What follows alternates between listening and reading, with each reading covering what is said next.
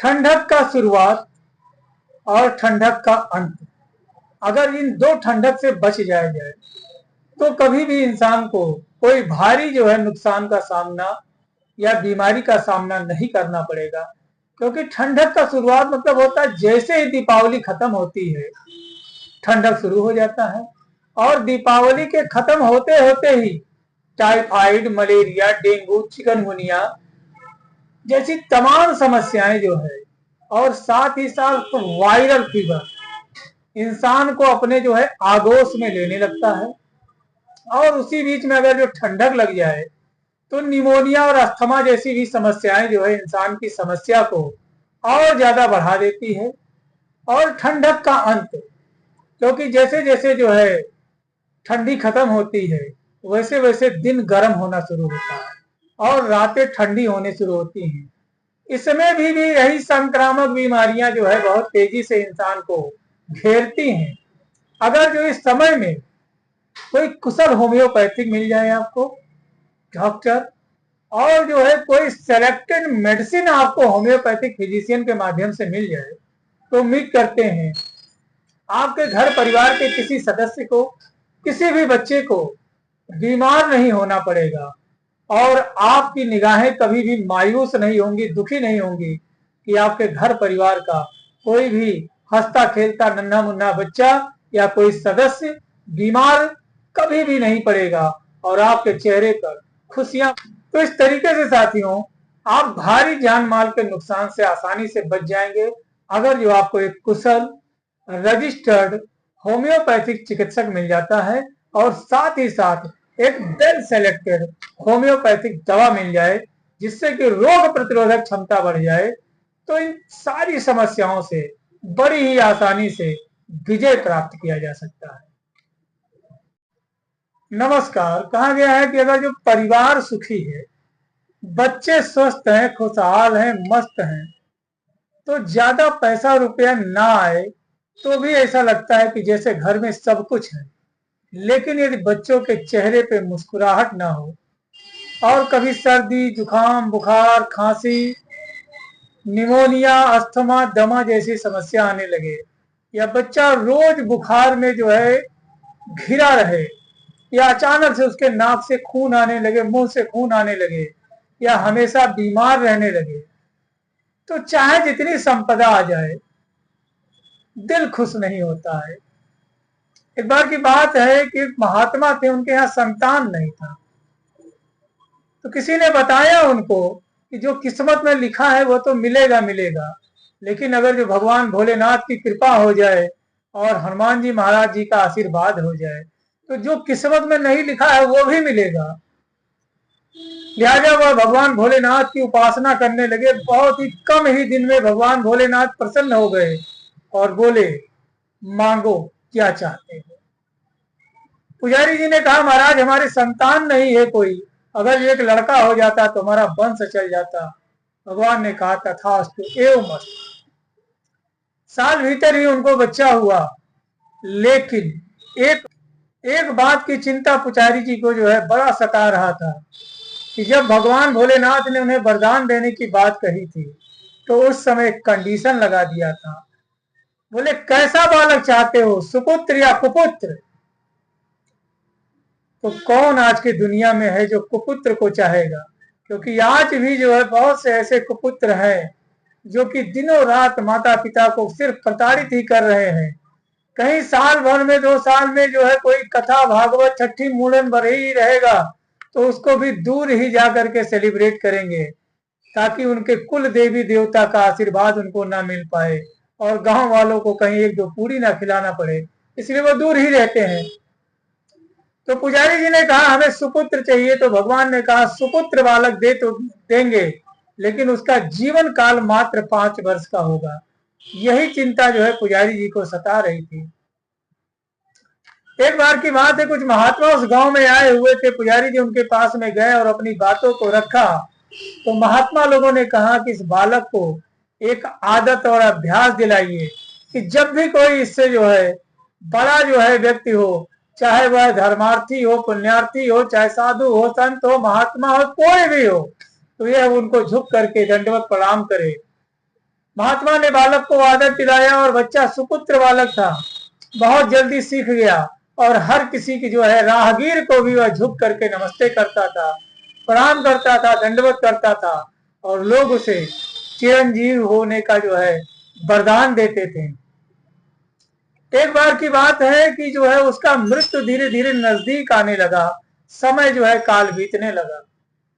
तभी सप्त ऋषि उजर से गुजर रहे थे। उसके पिता ने जो है पुत्र से कहा, बेटा वो सप्त ऋषि लोग जा रहे हैं, जाइए उनको आप प्रणाम करके आइए।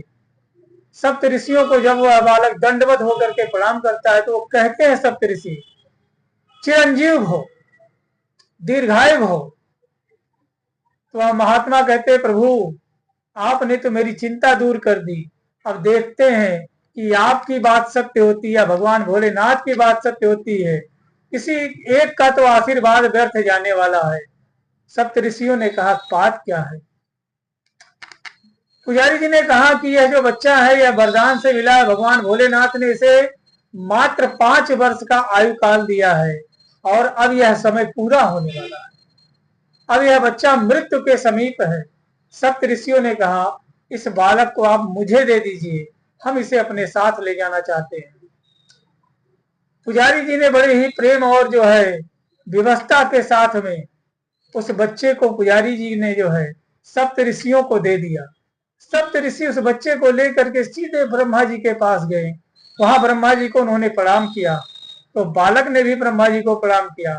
बालक के प्रणाम को देख करके ब्रह्मा जी खुश हुए और बोले, चिरंजीव हो, दीर्घायु हो।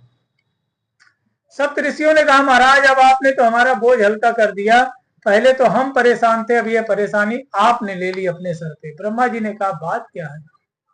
पूरी कथा पूरी बात उन लोगों ने बता दिया। ब्रह्मा जी जो है इस बात को सुन करके बड़े परेशान हुए और सप्त ऋषियों के साथ उस बालक को लेकर के भगवान भोलेनाथ के पास पहुंच गए। वहां पर सब लोगों ने, ब्रह्मा जी ने, सप्त ऋषियों ने और साथ में उस बालक ने भगवान भोलेनाथ को प्रणाम किया। भगवान भोलेनाथ छोटे से बालक को देख करके उसे वरदान दिए, दीर्घायु हो, चिरंजीव हो। ब्रह्मा जी ने कहा, प्रभु अब जो है कोई टेंशन की बात नहीं है, सारा टेंशन तो मैं लेकर के घूम रहा था, यह वही बालक है, पहचानिए, जिसको आपने जो है वरदान दिया था और यह भी कहा था कि इसकी उम्र जो होगी मात्र 5 वर्ष की होगी। अब आपका वरदान और आपका श्राप दोनों एक साथ चलेगा प्रभु, अब आप ही समझे क्या करना है। कुछ समय बीता तो लोगों ने देखा कि यमराज जी आ गए और उस बच्चे के प्राण का हरण करना की जो है कि वे उद्देश्य से आए हुए थे, बच्चे को अपने साथ ले जाना चाह रहे थे। जैसे ही मृत्यु फांस जो है बच्चे के ऊपर जो है उन्होंने फेंका, भोलेनाथ ने उन्हें रोक दिया, बोले रुक जाओ, ठहर जाओ, इस बालक को नहीं ले जा सकते हो। यमराज ने कहा, प्रभु आपने ही इस बच्चे का जो है जीवन और मृत्यु दोनों निर्धारित किया था, लिहाजा समय पूरा हो गया है, हम इसे ले जाने जा रहे हैं। भगवान भोलेनाथ की बात का सुने और जो है आनंद लीजिए। भोलेनाथ ने कहा, जरा तुम अपना रजिस्टर निकालो। भगवान भोलेनाथ ने कहा, यह किसी आम इंसान का जो है 5 वर्ष नहीं है, यह देवादिदेव महादेव कालों के महाकाल भगवान भोलेनाथ का दिया हुआ 5 वर्ष है। चलिए जरा कैलकुलेशन हम आपका मिला लेते हैं, जरा मिलाइए अपने रजिस्टर को। 4 युग यानी सतयुग, त्रेता, द्वापर, कलयुग बराबर जो है एक चतुर्युग होता है और एक चतुर्युग बराबर एक मनवंतर होता है और 14 मनवंतर बराबर एक कल्प होता है और एक कल्प जो है बराबर एक ब्रह्म दिन होता है और कई ब्रह्म दिन बराबर एक शंकर की रात होती है। इस हिसाब से दिन, महीना, रात, साल का योग कर लो, फिर जो है जोड़ लो इस बच्चे की आयु पूरी हुई है कि नहीं पूरी हुई है। अगर जो इतने से भी नहीं समझ पाते हो तो चलो आसान भाषा में समझा देते हैं। ब्रह्मा जी के आयु में बीते कल्प अनेक, ऐसे ब्रह्मा 10 बने तब शंकर का दिन एक। ब्रह्मा जी के आयु में बीते कल्प अनेक, ऐसे ब्रह्मा 10 बने तब शंकर का दिन एक। ऐसे दिन के मास गिन, मासों के पुनिवर्ष, ऐसे 5 वर्ष तक पृथ्वी पर यह बालक रहेगा सहर्ष। तो जोड़ लो, अगर जो पूरा हो गया हो तो ले जाओ। यमराज नतमस्तक हो गए, भोलेनाथ अब आप ही जोड़ भाग बुरा कर लें। मुझे लगता है कि जब 10 ब्रह्मा जो है ऐसे बदलेंगे तो मेरे जैसे ना जाने कितने जो है यम जो है बदल जाएंगे, यमराज बदल जाएंगे। हे प्रभु हम जा रहे हैं, जब पूरा होगा तो आप देख लीजिएगा। और यही नहीं है, प्रमाण है। ये जो बालक है कलयुग में जो है मार्कंडे जो है मुनि के नाम से, मार्कंडे महादेव के नाम से जाने गए। साथियों, आपके कर्म में जो लिखा है वह मिलेगा ही मिलेगा, लेकिन जो भाग्य में नहीं लिखा है वह अभी भगवान भोलेनाथ और भगवान श्री बालाजी सरकार की कृपा से आपको प्राप्त हो जाएगा, अगर जो उनकी कृपा बने। अगर जो देखा जाए तो जो है ठंडक का शुरुआत और ठंडक का अंत बड़ा ही खतरनाक होता है, क्योंकि ठंडक का शुरुआत मतलब दीपावली का शुरुआत, दीपावली का शुरुआत का मतलब डेंगू, मलेरिया, चिकनगुनिया, टाइफाइड और वायरल फीवर जैसी तमाम समस्याएं जो है इंसान को घेरने लगता है, जिसके वजह से सर दर्द, बदन दर्द, टाइफाइड, मलेरिया, डेंगू, चिकनगुनिया का असर जो है नहीं जा पाता है, तब तक कि मौसमी जो है बदलाव की वजह से सर्दी, जुकाम, बुखार, खांसी, निमोनिया जैसी तमाम दिक्कतें आती हैं, जिसके वजह से बच्चों का इम्यून सिस्टम कमजोर हो जाता है। और जब रोग प्रतिरोधक क्षमता कम होती है तो उन्हें जो है यह तमाम दिक्कतें आने लगती है, जिसके वजह से बच्चा स्कूल जाने से कतराता है, लोगों से मिलने में, बाहर निकलने में, जैसी तमाम दिक्कतों का उसे सामना करना पड़ता है।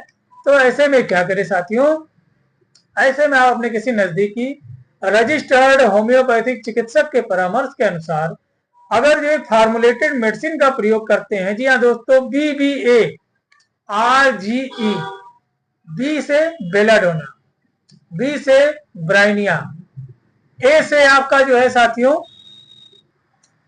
Arsenicum album, RGA rhus tox gelsemium eupatorium, RGE rhus tox gelsemium यूपाटोरियम।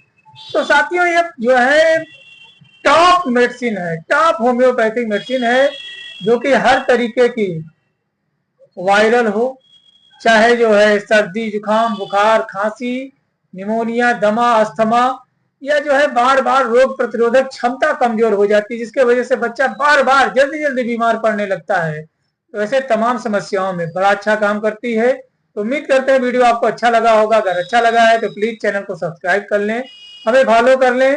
ऐसे ही नॉलेजेबल वीडियो सीधे आपके श्री चरणों में नोटिफिकेशन के तौर पर पहुंच सके। तब तक के लिए अपने सेहत और स्वास्थ्य का ध्यान रखें। जय हिंद, जय भारत, जय होम्योपैथी।